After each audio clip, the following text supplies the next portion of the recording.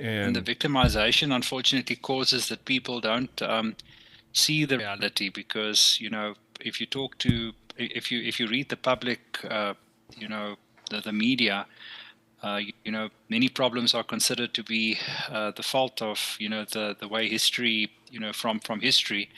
But the corruption of of people today, for some reason, does not count against them. Somebody said the other day, also I can't remember where I read it, that some people are being blamed for things that happened when they were not even born yet.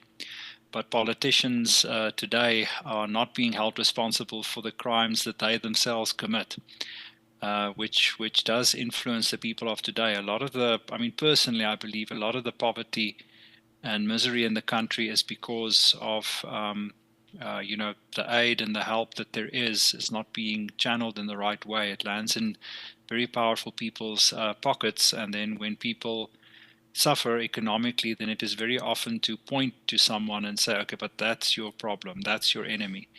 Uh, so unfortunately, well, it when is people the become reality of the entitled world. and like they're old, they get that victim mentality and become entitled, they are depressed. It's literally where they are controlled. And I don't even think that they even see themselves as being depressed or controlled, but that's exactly what is happening. It's like being pushed down into a trench during the middle of a war, and all you can see is the trench. You're not seeing the entire battlefield like the general is up on the hill.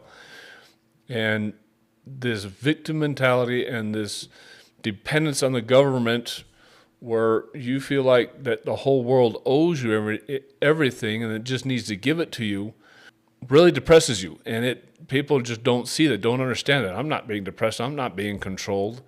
When you are, those that get up on their own 2 feet and just get out and work, create a good work ethic, create a good self-esteem, they get out of that victimization, they get out of that poor me attitude, and they find that they could be very, very successful in life.